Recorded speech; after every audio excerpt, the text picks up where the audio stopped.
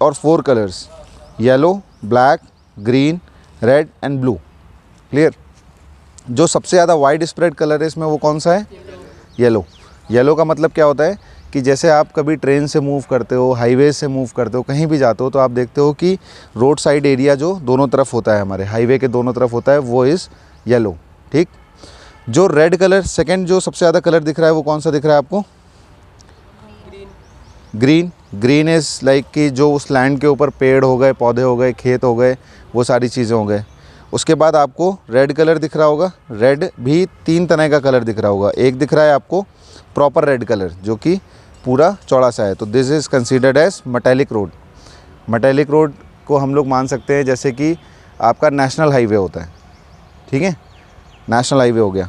और ये जो डबल डॉटेड रोड है इसको हम लोग कहते हैं मोटरेबल रोड। इन रोड्स पे क्या होता है, मोटर मतलब कार्स चल सकती हैं, मोटर्स चल सकती हैं, ये सारी चीज़ें।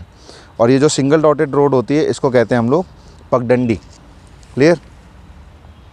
डबल डॉटेड और सिंगल डॉटेड में क्या अंतर है? सिंगल डॉटेड इस पगडंडी। पगडंडी पर आप क्या करते हो, जैसे आप देखते हो कि खेत होते हैं, खेत में बीच से एक पगडंडी गई जिसके ऊपर पैदल जाया जा सकता है या फिर साइकिल से, साइकिल के अलावा नहीं। डबल डॉटेड रोड आप देखते हो जैसे गांव या कस्बा होता है, उसमें ट्रैक्टर भी चल जाते हैं, कार भी चल जाती है। ठीक है, तो वो डबल डॉटेड रोड है। और ये मेटालिक रोड क्या है? ये है नेशनल हाईवेज़, जैसे कोई भी नेशनल हाईवे है। उसके बाद आप देख रहे हैं एक ब्लू कलर आपको दिख रहा होगा जो कि एक रिवर है पद्मा। पद्मा का जो फ्लो है वो आपका डायरेक्शन अगर हम बात करें तो अगर जिस तरफ मैं खड़ा हूँ ये डायरेक्शन नॉर्थ है, तो नीचे वाली क्या होगी? तो ये वाली क्या होगी? और दिस ईस्ट। तो इसका फ्लो किस तरफ है? West to east. हाँ, वेस्ट टू ईस्ट। उसके बाद आपको दिख रहा होगा इसमें एक टेंपल दिख रहा होगा जो पद्मा रिवर के पास में है। इसमें आपको एक पाल नाम का विलेज दिख रहा होगा। एक आपको रेस्ट हाउस दिख रहा होगा जो कि कनेक्ट करता है डबल डॉटेड रोड से नेशनल हाईवे को, और दूसरी तरफ इसके पद्मा रिवर है। क्लियर। पाल विलेज के पास से एक डबल डॉटेड रोड गई है जो कि सोनपुर को जाती है 10 किलोमीटर। क्लियर। ये जो नेशनल हाईवे है ये इधर से जाता है सोनपुर 10 किलोमीटर, इस तरफ से रामगढ़ 5 किलोमीटर और इस तरफ से शेरगढ़ 2 किलोमीटर।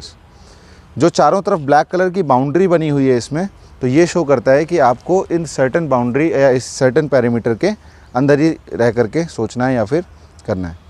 अभी इस मॉडल में किसी को कोई डाउट है तो बताइए। उसके अलावा एक फेरी साइड भी है यहाँ पर। इस फेरी साइड में क्या होता है? फेरी साइड जैसे आप कभी बनारस गए हो तो, या फिर किसी भी ऐसी प्लेस पे जहाँ पर नाव वगैरह चलती हैं, तो जहाँ पर ग्रुप ऑफ नाव कई सारी होती हैं उसको हम लोग फेरी साइड कहते हैं। उससे हम लोग क्या कहते हैं, विज़िट करते हैं रेगुलर बेसिस पे। वहाँ से हमको मोटर बोट्स, नाव या याच या उसको क्या कहेंगे, याची कहते हैं बड़े वाले शिप को, स्टीमर, याच, वो क्या बोलते हैं उसको? ठीक। तो वो सारी चीज़ें यहाँ से मिल सकती हैं। अब ये डिपेंड कि ये रिवर कैसी है। दूसरा यहाँ पर एक टेंपल है। टेंपल में क्या क्या चीज़ें हैं, मतलब टेंपल कनेक्ट करता है पाल विलेज के पास में और रिवर के पास में। क्लियर। इसमें अगर हम बात करें कि रेस्ट हाउस से नेशनल हाईवे की डिस्टेंस कितनी होगी, as per this scale 1 kilometre. Clear. क्योंकि ये स्केल जो है ये क्या है, ये 1 किलोमीटर का है, तो यही देखो ये लगभग 1 किलोमीटर है। क्लियर। डिस्टेंस कवर करना समझ गए। अब अगर मैं बात करूं कि इस नेशनल हाईवे से इस पाल विलेज तक की डिस्टेंस कितनी होगी, तो क्या बताएंगे आप? It is approximate 2 kilometres. Clear. Scale clear हो गया सभी को? वाइड स्प्रेड कलर्स क्लियर हो गए? कोई डाउट इसमें? ये जो एक्स्ट्रा लाइन जो जा रहा है ये भी पगडंडी है, सिंगल डॉटेड रोड है जो कि इसकी तरफ आ रही है, हाँ, टेंपल की तरफ। अब एसएसबी में जो इस टेस्ट के बारे में चीज़ें होती हैं वो समझिए आप। इस टेस्ट में क्या होता है, आपको एक नरेटिव मिलता है। वो नरेटिव जैसे कि मेरे पास इस तरह के पेपर्स हैं, इसमें नरेटिव लिखा हुआ है, इसमें कोई एक स्टोरी लिखी हुई होगी। आप सभी को अभी मैं दूंगा, टाइम बाउंड टेस्ट होता है ये, तो इसमें आपको देखने को मिलेगा कि इसमें आपको एक नरेटिव मिलेगा। नरेटिव में एक स्टोरी लिखी हुई होगी जो कि डायरेक्टली रिलेट करेगी इस मॉडल से। जब आप इसको रीड करेंगे तो आप देखेंगे कि जो इसमें शब्द दिए गए हैं, सोनपुर, शेरगढ़ या इर्रेस्पेक्टिव जो भी शब्द दिए गए हैं, वो सब किससे डायरेक्टली रिलेट करेंगे, इस मॉडल से, और एक स्टोरी होगी पूरी। सपोज़ ये हो सकता है कि आप पाल विलेज में रहने वाले हो, सडनली आपको पता लगा कि रेस्ट हाउस में धमाका हो गया, ठीक। या फिर हो सकता है कि आप सोनपुर से रामगढ़ जा रहे हो, तो मीनवाइल आप पाल विलेज के पास से आते हो तो डेकॉइट्स ने वहाँ पर कैप्चर कर लिया। इस तरह की कुछ सिचुएशंस होती हैं। नंबर ऑफ़ सिचुएशंस जो होती हैं वो होती हैं 4।